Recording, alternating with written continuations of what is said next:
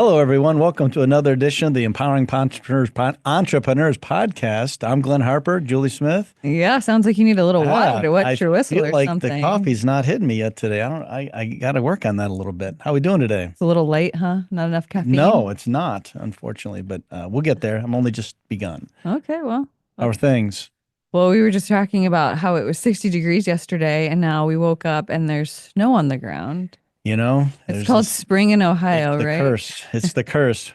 Well, we have got a wonderful guest today. I'm going to do my best to do a little introduction here. He's been gracious enough to join us. I'd like to introduce Michael Laubscher, MC, founder of Producers Wealth, creator and host of the following podcast: Cash Flow Ninja, Cash Flow Investing Secrets, and Cash Flow Ninja Banking.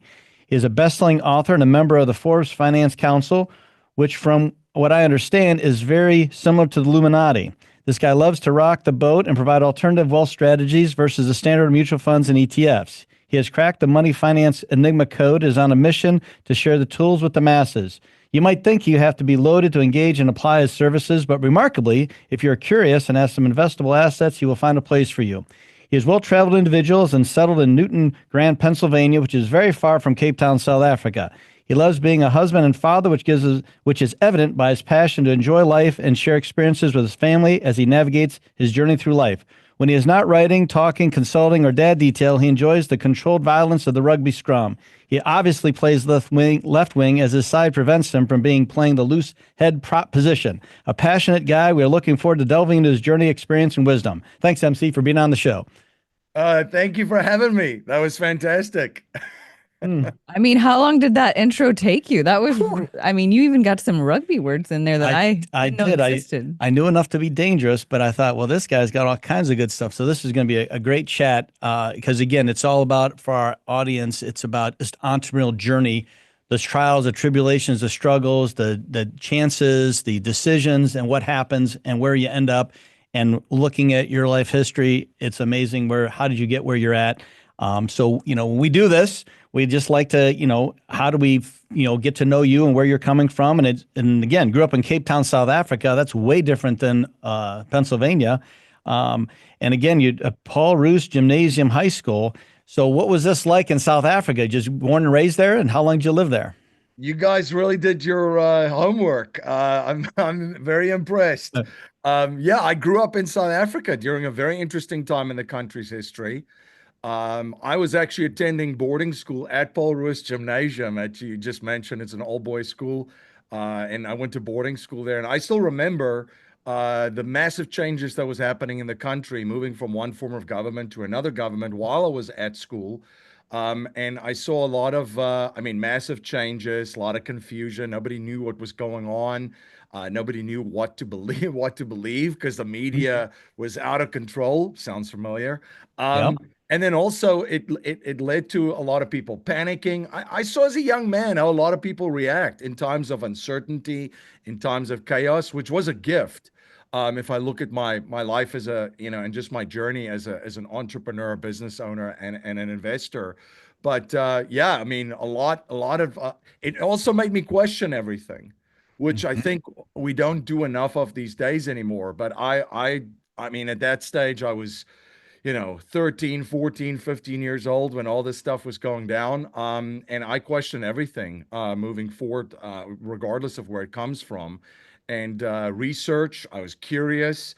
Looking at, I loved history and economics, and that also tied into then money, which plays a pivotal role in the quality of our lives, the quality of our families' lives, and touches all other areas. So I came to the United States in 2001, which is kind of crazy to think that it's basically 2025 now. Not basically, it is. So almost Depends 25 if you years celebrate the ago. millennial. I don't know. Yeah. Yeah, yeah. So came here, backpack suitcase, sense of humor, sense of adventure, a couple $100, ready to travel a little bit. I had a rugby scholarship at university in South Africa. So I played in a league year up until 2007. And as I was doing that, I was that guy on the team bus and team plane reading books. Worked in a couple of card games, but for the most part, reading books about business, entrepreneurship, and investing. read Rich Dad Poor Dad's Robert Kiyosaki, written by Robert Kiyosaki, and that's kind of where my journey started. I took action, within 6 months. Bought my first real estate property, put some tenants in it, collected rent. There was some cash flow left at the end of the month, just like in the book, and that's kind of where my journey really took off as an entrepreneur and as an investor. So I started a real estate business, and that's when school starts. Everybody knows after a Well, quick win. But so I don't want to get too yeah, far ahead here because this is awesome, but I want to go back. So when did you start boarding school? How old were you? Were you in public school, then went to boarding school? How does that work? yeah, I was 14 years old. So You're going at 14. Okay. going at 14 till 18, which is, I mean, think back now, one of the best best times of my life. So it's great. Just I still am very close with all of my friends from boarding school and school. We're scattered all over the world too. Right. Interestingly enough, we're all over the place. Australia, the UK, the United States, Canada. So we're That's the all over the crazy place. thing about going and getting to places to get educated. You meet people from everywhere, and then you have friends for life. But before that, were you in public school? Would you have some siblings? How did that work? And Yes, I attended public school and I had siblings. I have a brother and a sister. My sister is actually in Australia now. She married an Australian. My brother is still in South bummer. Africa, so and I'm in the United States. But yeah, I was in public school and then went to Paul Roos Gymnasium. But doesn't that, and again, for American, we're like, you actually you get sent away when you're in high school and you have to live somewhere else while in high school and go to high school and you don't get to see your parents and family and like how long do you go? I mean, it's like you're just gone, right? Is that how that works? Yeah. And I mean, very prestigious school, great academics, great sport, great culture, and arts. So it's an interesting school. In South Africa, a lot of entrepreneurs, business leaders come out of the school, politicians, the media in South Africa, a lot of prominent people from the media. I went to school with all of them, which is interesting. And then also sports, which, the beloved Springboks, I went to school with a couple of them. So we all came out of that school in Stellenbosch, Paul Roos Gymnasium. Did your dad go to that school or how'd they pick that? So it's just a family thing. You Yes. just keep going. Okay, gotcha. Yeah, my dad attended Paul Roos Gymnasium too. So that's a very big tradition too, where the fathers would attend it and then send their sons there. Two of my friends actually have their sons now in Paul Roos Gymnasium too. That is in South Africa. Was your dad an entrepreneur, or your mom, or what was the impetus for you? How did you become like think about being an entrepreneur? Did you do that kind of stuff when you were a kid or no? No, so my dad actually was in the military. So I grew up in a military family, and he's a very well known martial artist. So he travels still 6 to 8 countries per year and just teaches martial arts across the world. So, people always ask me, how did you come up with the Cashflow Ninja brand name, for example? I took the cash flow and then I saw my dad, which is the real life ninja, that I saw what he did every day. And his philosophy and approach is he pursues excellence in his craft daily. So he doesn't say, okay, I'm good. I'm a ninja now. I'm excellent. I'm great.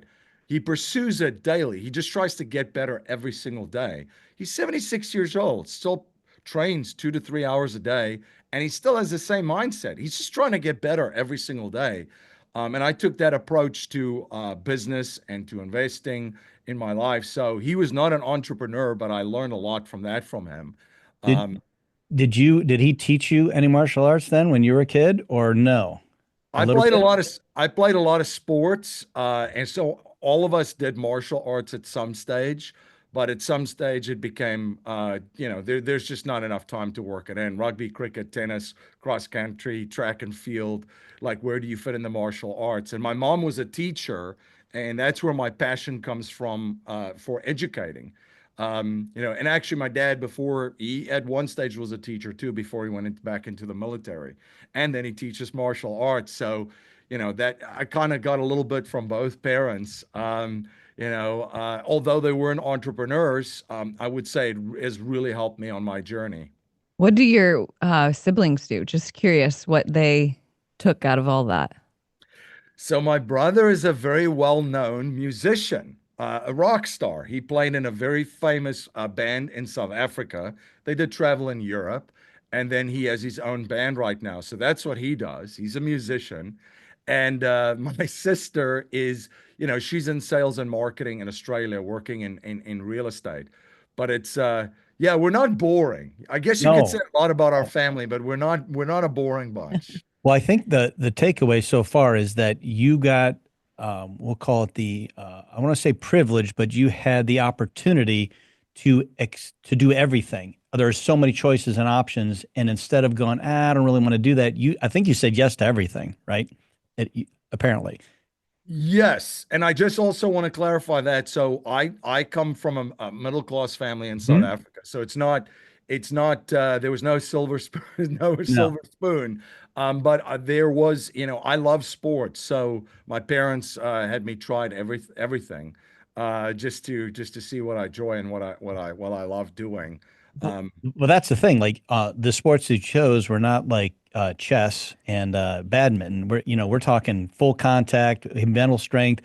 But I think that the martial arts at a young age probably gave you that confidence, balance, and just, I mean, you have to have that thing that says you can attack and do anything. I suspect that's probably what happened.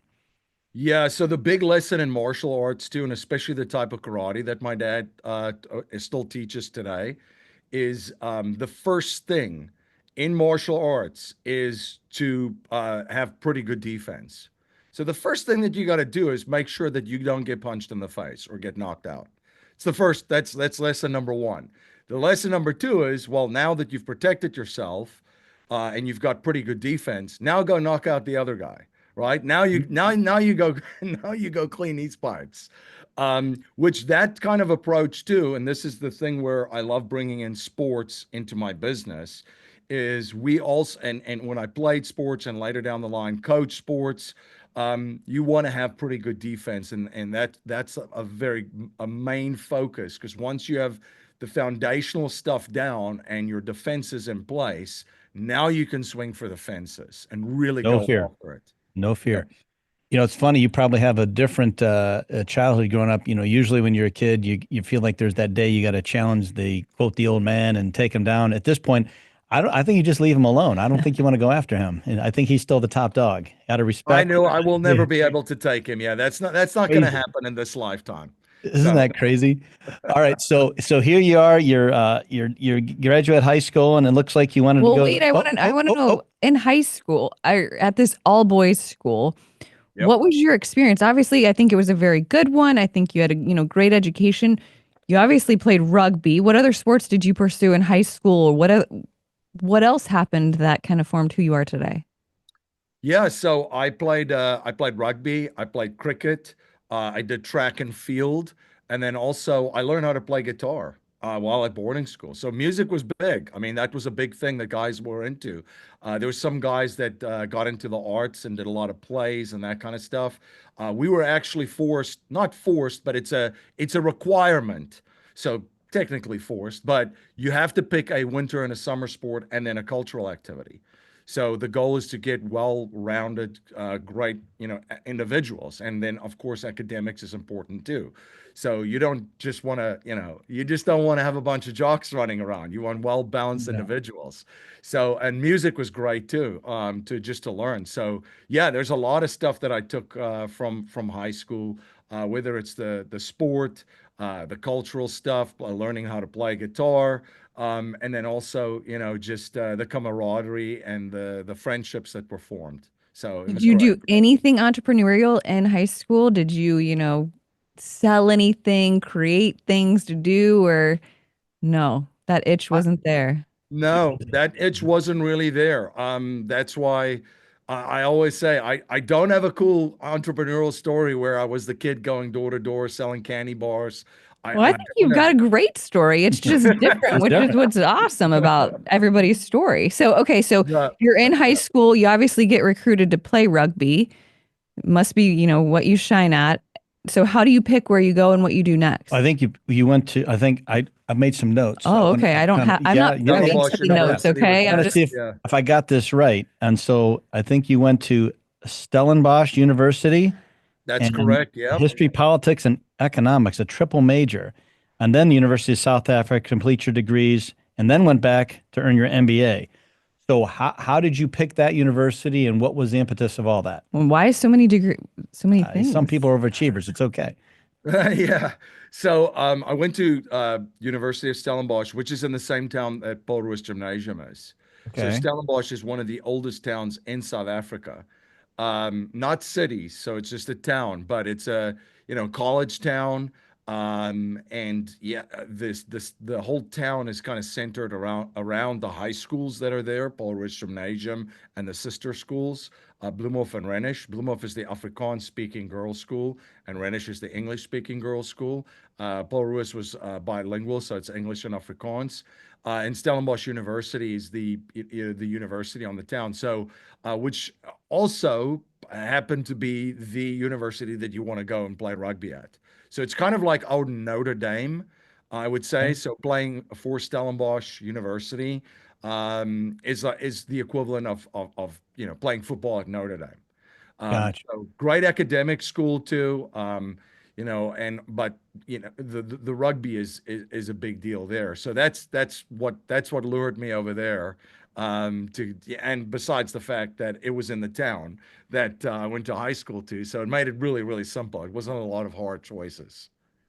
But it's just funny too. Like historically, you would think most hyper athletic people probably just want to go to college on a scholarship and maybe take one degree in like underwater basket weaving. Here, you took three that are pretty intense majors. Like, is Yep. that just something because that was all your voracious reading? You just were curious about that kind of stuff. You're like, I want to do all these. Yeah, and I mean, I messed around a little bit at university too, so I wasn't a star student. So I'm not going to He pretend is that I human. He is was. human. All right. Yeah, so no, no, no. There was a lot of learning and discovering yourself at university, but eventually I got I got my ducks in a row. And I love the history. So that wasn't really taking a class or studying for me. I love just reading and reading different parts of history and understanding history. And then I also really enjoyed economics because you don't really understand history if you don't understand the Nope. economics. An example would be every single time there's severe economic downturns, that's usually when the big wars are. Yep. Like if you kind of overlap them, and then later down the line, I really started to study finance and money and how the world works with the global financial system, central banks. You put those three together, you understand how the world works. I think you have one of them, you just have one piece. One of the things that a lot of people don't talk about, when you put all the pieces together. If you just take Napoleon, everybody knows the Battle of Waterloo, probably one of the biggest battles in Western civilization, still in history, not just because of it was, Napoleon at Waterloo being defeated, but the entire global monetary system changed after that battle. And of course, you had the central bankers funding heavily the one side of it. Napoleon actually sold off Louisiana. Everybody knows the Louisiana Purchase. Why did he do that? He was up against the European banking families and he didn't want to borrow money from them. So he sold off Louisiana to raise money to go and fight these guys, which they eventually defeated him. London became the main financial center. Gold switched vaults in London. That's how they settled trade deficits after that. So there's a lot on the line. But if you only look at history, you just get the one lens, right? Then if you have the economic lens, well, then you understand what was happening globally, that it was as a world superpower, you control the trade routes. That's what makes you a superpower. That's why we're seeing a lot of what we're seing right now. We Correct. have an administration that's trying to restore the U.S. as a superpower because they completely they've left a lot of areas kind of like go to what not as protected as it used to be, and that's how a superpower kind of fades away. So there's a massive battle in the oceans between the British and the French at that stage. South Africa got a good idea about it because we were a very strategic point. If you look at where Cape Town is Mhm. in Africa, so French and British ships go back and forth and to war all the time. But after that, Britain became the main superpower, controlled all the trade routes, and became a financial superpower. And I mean, the sun still never sets on the British Empire Nope. after that, right? So that's why I love this stuff, and I really went into this. And eventually, my MBA was in finance. And you mentioned the University of South Africa. The reason why I did that was it was a long distance learning too, and I was just finishing up with sports, and I was doing some consulting at that time. So I was working and finishing up doing my MBA. That was the missing piece that I felt that I needed. So I am a lifelong learner. I love to learn. But yeah, I wouldn't say I've always been a student or a model student. I think the cool thing is that you recognize something big was happening in high school with South Africa, and Yep. that probably was you knew you were a part of something big at that time there. Like it was a huge change, right, for there. Yep. And then how did we get there? That's you look in the history, and then you live through it, and then where do we go from here? So I think that kind of pulls that all together. Like it seems like it makes logical sense. I just don't understand why you didn't get an accounting degree in there. It's very it hurts me. No, no. Accounting or law school? No, I'm good. Uh, I'm good. yes, yes. So then all of a sudden you decide, okay, you've got your degrees, you got your things, and you decide, hey, it's time to head to, I want to go to America. Is that how that happened? Or is there something here that drew you, or you're just like, I got to go there?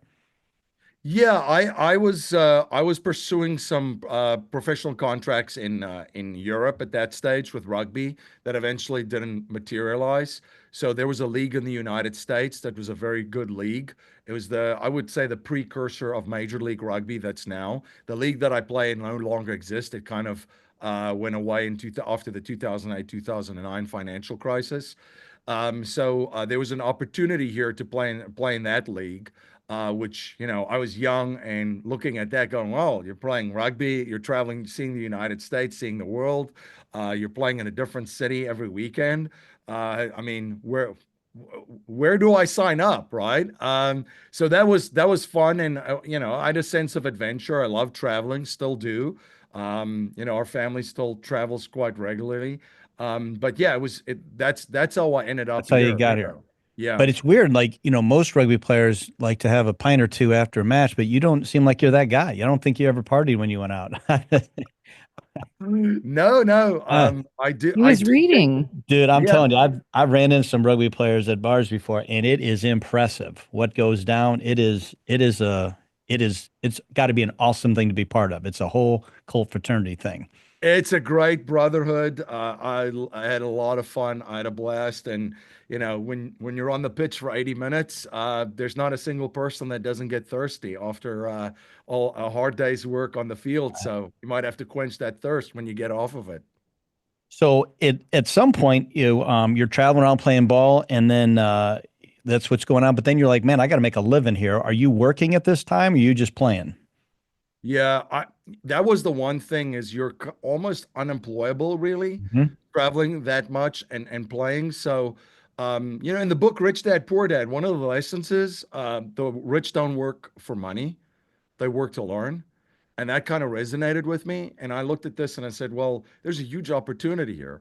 And I also met a friend that his family were one of the largest real estate investors on the north side of the city of Chicago during that time. So I started working for them and started picking up trash like on their Whatever it properties. takes. That's Yep. literally, people ask me, we're invested heavily in multifamily real estate too, have been for years. And people said, well, where did your multifamily investment journey started? I said, I picked up trash at properties in multifamily, and then I helped with apartment turnovers and did maintenance, and ran construction crews, and eventually did property management work, and eventually got a real estate license and was part of an acquisition team looking at more property. So yeah, started right at the bottom. So I understand the business. I understand what happens in buildings when you see those large multifamily buildings. I understand exactly what's happening there, what's happening on the weekends, what's happening during the week. So like all these things on your journey. It's a gift.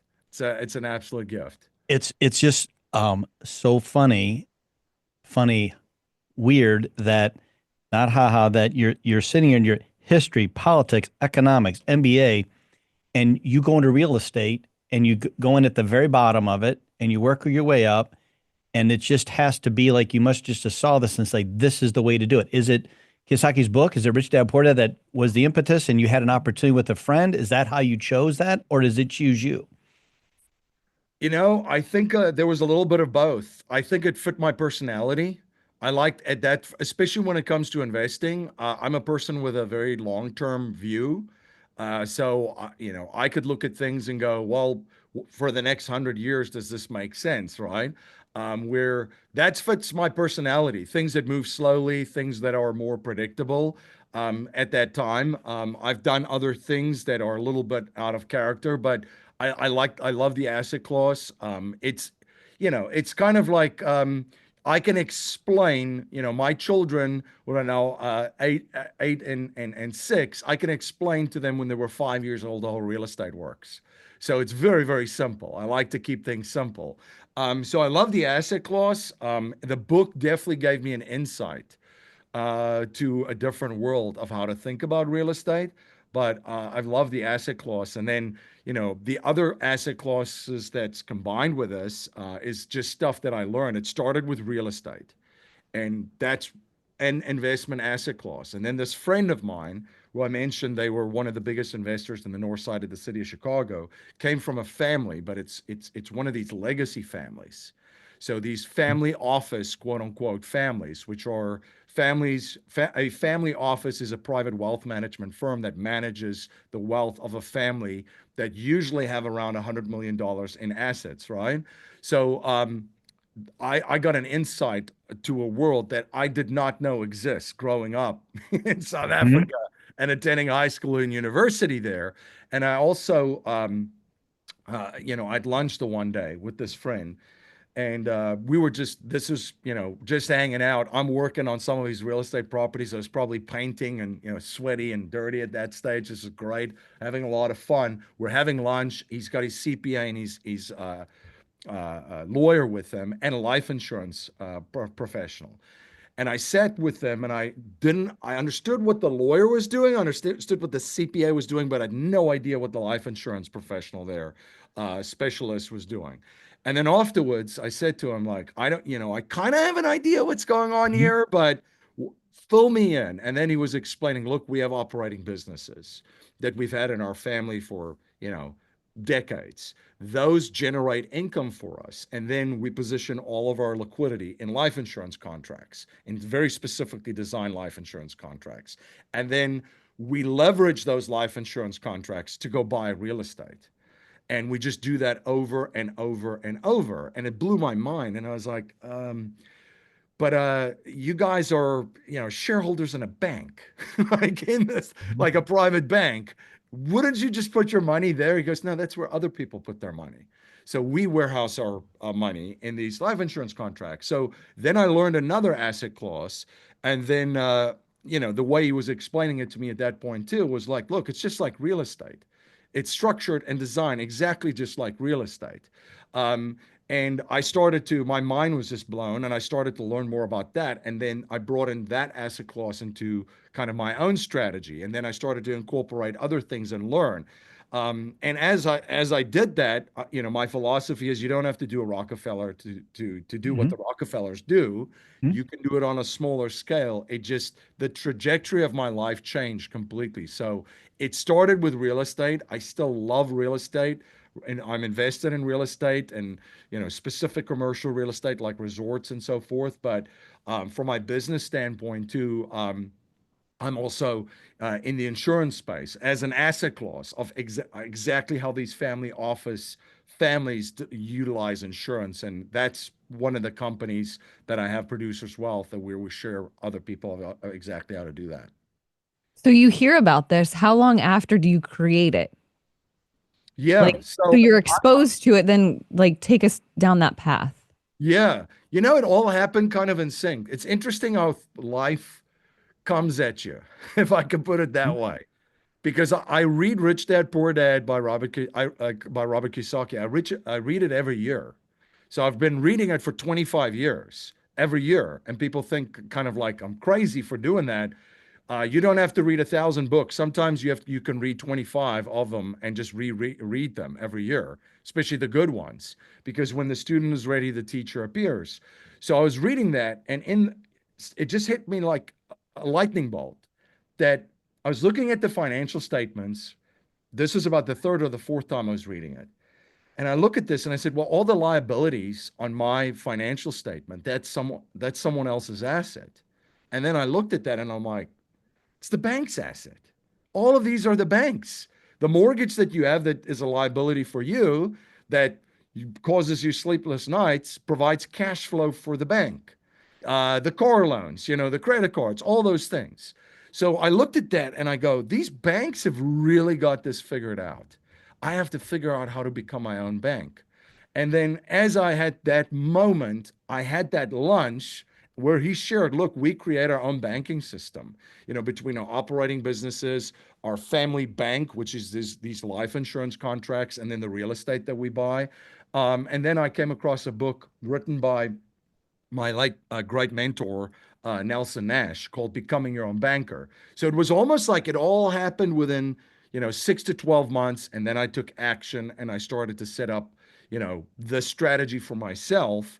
And, this is now, if I think about it, like it's been more than 15 years, if I have to do math quickly in my head, of doing this and implementing and executing it. But yeah, I mean, I'm one of those people too that I love to learn stuff. Then I like to do it, actually implement it, and then I teach it and share it with other folks if it's successful or not, or share the lessons that I learned. And here's where I messed up, and here's where I did okay. So anyway, yeah, it was fairly within the first 12 months after that moment. So after you figure this thing out, you don't go hire somebody to do this for you. You actually learn it and do it yourself. Is that a fair statement? I actually found a professional because I could not work with that person's life insurance Right. specialist. I was not their ideal client. No. But no, so I found someone else to do that.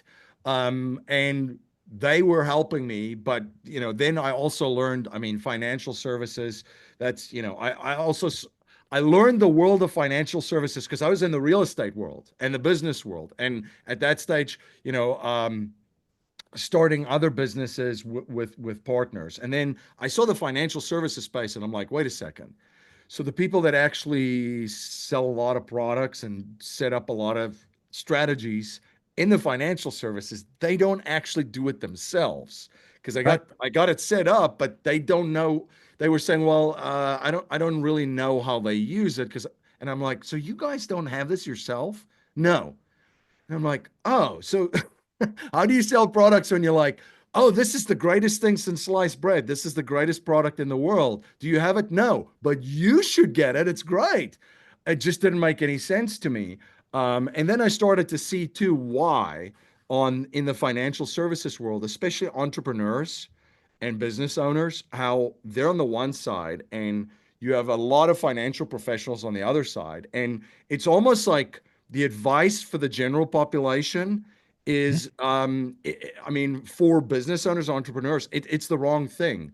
You should not be doing what the general population's doing at all. The advice that the majority of media and books and financial professionals shares, good for the regular person, but for an entrepreneur or business owner, no, I mean, completely the wrong advice or information that you should be getting. And I started to see this more and more. And, how I look at it as as an entrepreneur too, is like, there's a huge problem here, like massive problem, but that also provides a massive opportunity. Mhm. We can create a business where we kind of bring all of this together, where we are in alignment, where the entrepreneur and business owners' interests are aligned with the company that's serving them.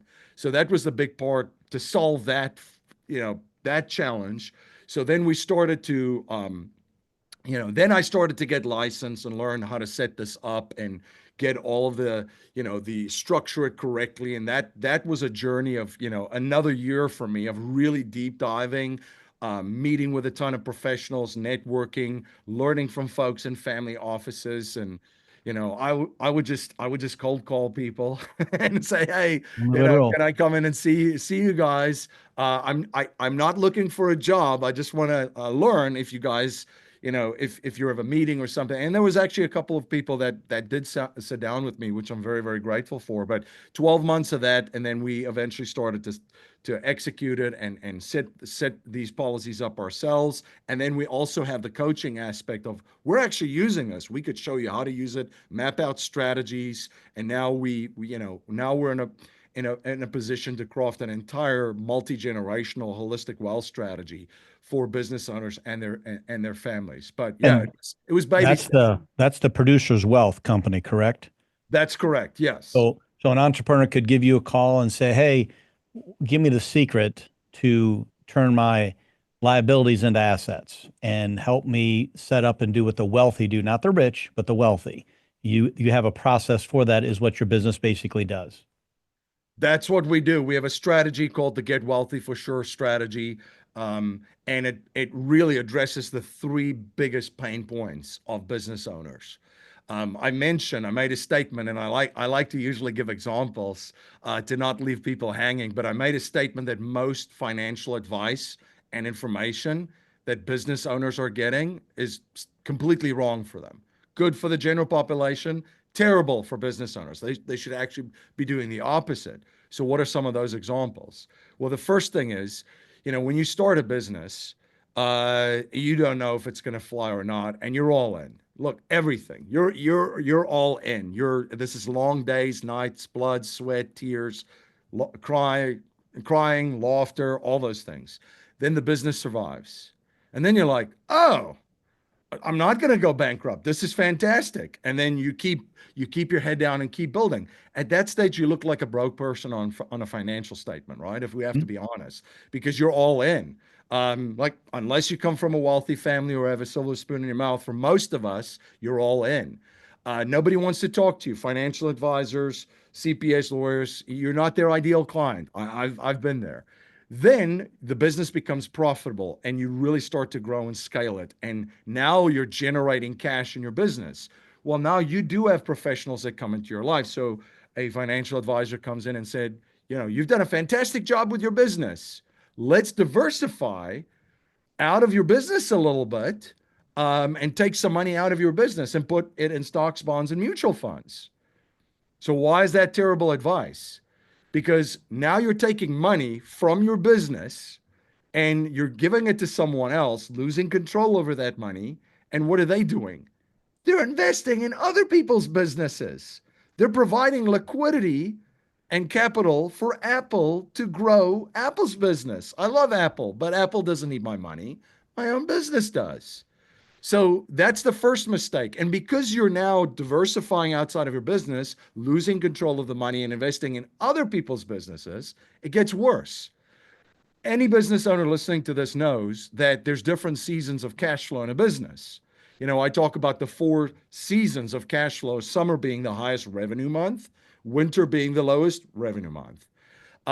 Summer, very, very easy to run a business, paying bills, payroll, expenses, investing in technology, hiring new employees. Very easy. Winter, not so much. The lowest months, right? And then, of course, from your highest summer, you go into your fall, it slows down, and then you go into your winter. Well, what gets you into spring and then back into summer? You need money. You need a new marketing campaign, maybe products or services. Maybe you bring on just an player of an employee, or you invest in AI technology. So in that cash flow management cycle, because you've diversified out of your business, losing control over the capital, what do? Got to go to banks. Any business owner that's listening to this, you're probably cringing right now. I am Mhm. just saying this because when you walk into a bank, how does that feel? It sucks. It really sucks. Even if you come out there with a line of credit, I mean, it's basically a proctology exam every time you go in there, right? So it sucks. And then the third piece of it is, the information that people are getting, especially the general public, is this idea that there's always a better investment somewhere else than in your own business.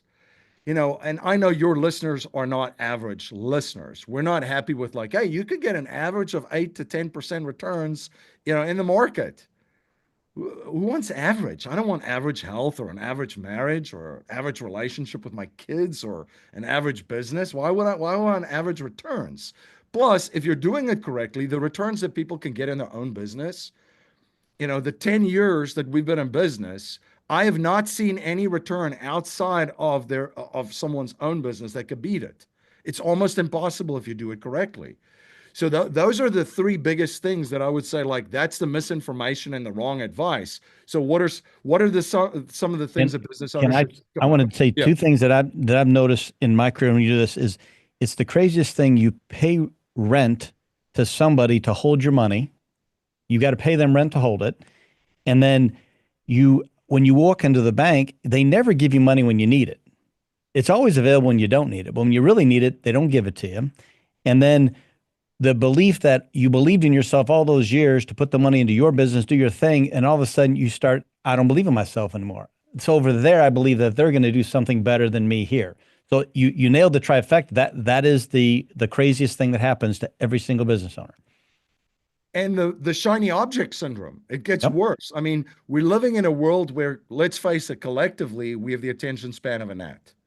And you see shiny objects everywhere. I mean, look at meme coins. They're all over the place. And I get the craziest questions from folks, and I go, should I be investing in crypto right now? I'm like, you're making like 1,000 to 2,000% just in your business of these new products you're rolling out. Why would you even like look at a doggy coin? Like, that's just a distraction. Plus, you have control. You understand your business. You know your business. You know your market. You know your ideal clients. You know where they are. You know where to find. You have so much control over that. Now you want to go put it in a doggy coin. It's It's funny. wild. I swear everybody who's an entrepreneur has a little bit of a gambling gene in them where they Yeah. got to find the quick rich thing. So all right, take like 3% and go play over there. And by the time we get back to next year, it's always zero, but they got to go play. But you don't want to put everything over there, which is the hardest thing to teach them the discipline of that.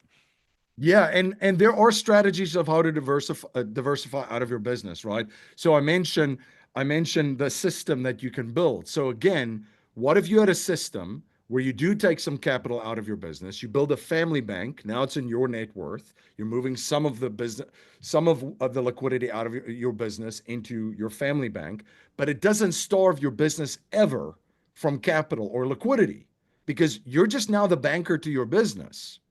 So instead of, taking that money out of your business, handing it over to someone else, lose full control over it, and now you got to go to beg banks.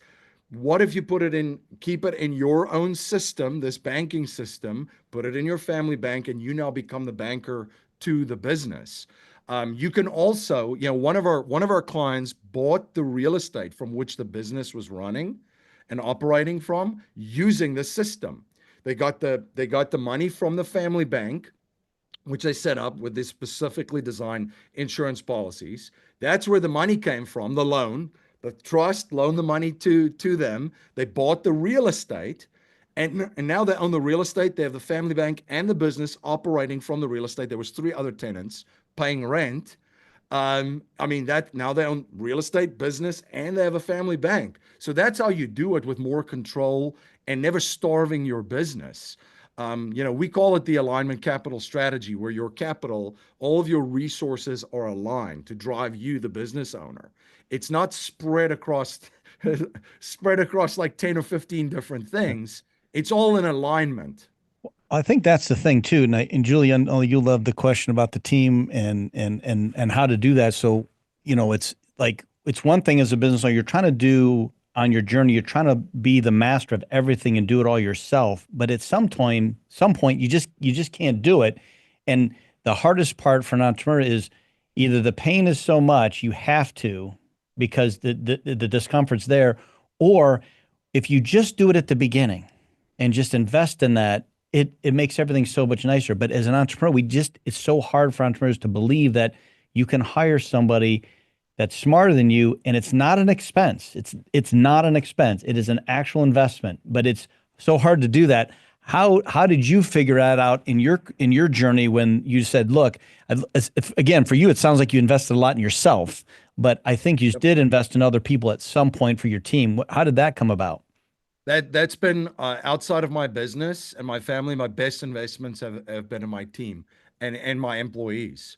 Um, you know, I remember working with a very good CPA firm, tax strategy firm, and I remember when I got the invoice, to sign up, and I looked at that, I'm like, whew, all right, let's do this because the pain was so bad. I mean, anybody that's paid a ridiculous amount of taxes, when you get nauseous, you got to do something. So anyway, so I did that, and then I saw them reduce my taxes so much within the 1 year that there was a multiple of a return on that money. Let's just say, let's just for a round number say $10,000, and somebody saves you, 150 to $200,000 because you paid them 10. That is I mean, again, from an investment standpoint, you have a multiple on that return. That's not an expense, that's an investment. Your lawyers, by the way, the same thing. People can get very negative, especially in the business world, on lawyers. Well, I could tell you, if and when there's somebody suing you as a business owner, which in America, great country, but you don't have to do anything wrong in this country to get sued at all. Yep. So that could happen at any given point in time. I can tell you this. You're going to look at the money that you spend on your lawyers for just getting your corporate structure set up, your proper asset protection and estate planning. That's an investment. That is not an expense. When that moment comes, you're like, man, that just saved me, I don't know how much, probably a lot, 25% of what you have, or 50%, or even more. And then the same thing with with employees and just my team and my businesses. I can't think of better investments. I mean, like we brought on 3 full-time people this year too, and I mean it's just been incredible. It's already paid for itself. I mean, it's we're 3 months into the year, so it's That eternal optimism of an entrepreneur is what keeps us going, and you definitely have it. And if it's an entrepreneur, if you can't enjoy what you're doing and you're wigged out all the time and stressed, like why are you even doing it? You got to look every while and just be like, wow, this is amazing, and get that attitude that you have. Well, I feel like Glenn's taken all the Hard questions. well, I don't know. You got to really drive today in this interview, but I have 2 questions left for you, and I promise they're 2 of the hardest questions of the whole hour. So the first question is, what is your superpower? And don't so say because you can speak 35 languages. That's not it. And 4,000 degrees. I think storytelling. I think entrepreneurs and business owners that tell good stories. I see that as a superpower. And again, that's me growing up in South Africa, sitting around the fire and listening to my grandfather tell stories. It's an art form, and it's an art form that's been lost. So communicating to the marketplace and telling stories is great. I actually did take a course about storytelling years ago. We're talking about 10 plus years ago, and I mean, I'm not surprised. people were making fun of me, but Oh, I'm it's like, good. I learned so much. And I mean, there's an art and a science to it. So yeah, I mean, like I remember just instead of sitting in front of the TV, just sitting around a fire with my grandfather growing up. Yeah, I mean that learning from him, it's an art and it's a skill. And I would say that's my superpower. I feel like if I told the same story with you without your awesome accent, I don't think I'd get the attention of the crowd. I just know it. He's got a leg up on you. Yep. I'll never get to compete on that. So I have one more. I'm going to add a question in the middle based on your answer. So bear with me here. Do you think your grandfather was a huge mentor to you? And, maybe you didn't realize it then, but as you've gone through life, he really impacted you? Yes. Because you haven't Yeah. mentioned him the whole interview. No, yes, he was a very big mentor, and we spent a lot of time together. So he loved rugby too and loved sports. So growing up, he was at every rugby game, every sports game, and he would always come and help. And I grew up on a small holding, which is kind of like a homestead in South Africa. So he would always help out. So I would go and get some eggs from the chickens from him, and do some stuff around the property. Awesome. So, last question. Are you ready? Yep. What is your end game? What is my end game? Living and leaving a legacy, and that's why I'm really focused, and my purpose is to help other business owners do that too, because they build a legacy. I mean, they build a business rather, and we help them to build a legacy and then also live that legacy. If you have structures and frameworks in place that provides, the foundational kind of things for your life and for your family and for your business, well, now you can really swing for the fences. So that's what I'm passionate about. So my end game is living and leaving a legacy. I don't plan on ever selling my business. I build producers wealth for my family. So it's going to be it's a family enterprise and for my children. So yeah, so that's what gets me up and excited every day. They're still young, so I gotta crack it, crack on, Always. 15, 20 years until they can take it over. But that's kind of my end game, is to build this, to grow and scale it, and eventually have them come into the business and work, and eventually, take over the business. I mean, you hope that, right? But for some reason, those children, they always got something else they're going to do. But great answer, because the true answer and the true entrepreneurial spirit is there is no end game. Why would Yeah. you're not going to sit on the couch and eat popcorn, right? You're going to keep reading your book and finding different ways to serve. You know too much. Why would you stop? I would never stop. I don't know how people do stop, and that's the other They die. financial misinformation. The term retirement, I think we need to attack that. Agreed. I'm going to put myself out of use, retire. What's That's up when with you know that? everything. You got all the wisdom at that point. Yeah, I mean, we as a, like, if you think about humans, right? And I studied we are a strange species, so I studied a lot of humans. But if you look at how humans are just our societal structures were, is that you always had the elders, that the older folks in their life, and they were the mentors. Hmm? So they didn't go, yeah, I'm just going to sit and drink pina coladas at a beach and you guys are on your own. They're like, no, they were there until they eventually left the spinning ball of dirt, mentoring their children and their grandchildren, and great grandchildren if they were blessed enough to have it. So, I like that philosophy. So nobody retires. There's no beach with a pina colada every day. 3 days of that, and you would have had enough. Over. It's over. Yeah. So no, I agree with you. There is no end game. My whole thing is living and leaving a legacy. So, for my kids. Well, that is a fantastic journey. MC, I appreciate you taking the time. I know you're a busy guy and all that, but I can't wait for our listeners to hear this. If this doesn't inspire them, nothing will. So I appreciate you being on the show. You want to give a quick plug to how people can get a hold of you? Yeah, thank you so much. It's been a lot of fun. Producerswealth.com is where our company is. But for your guests too, we put a page together. And we're actually, I've got a best-selling book out called Get Wealthy for Sure, the number one financial strategy for business owners to multiply their wealth predictably. So we packed that with a ton of information and strategy for them. But anyway, there's an offer year for them. A free paperback book, just pay for shipping and handling. And the page that they can go to is producerswealth.com/empowering. That's producerswealth.com/empowering. And what they'll find on that page is a ton of resources, including the book. You can request the paperback copy of the book there. We also have a ton of webinars where we share best practices and case studies if people are interested to explore some of the strategies. And then there's also a link on that page if folks want to reach out and schedule a call with myself and my team just to explore strategies for themselves and their families. Well, that is the coolest thing ever. Well, Thank you we so much will for doing make that. sure we add that to the show notes and make sure to promote that as well. Well, I appreciate it. Enjoy Philly and stay out of trouble and keep doing the pitch. It's all good. Awesome. Well, there's another great interview, and what a great time that was. This is Glenn Harper. And Julie Smith. Thank you.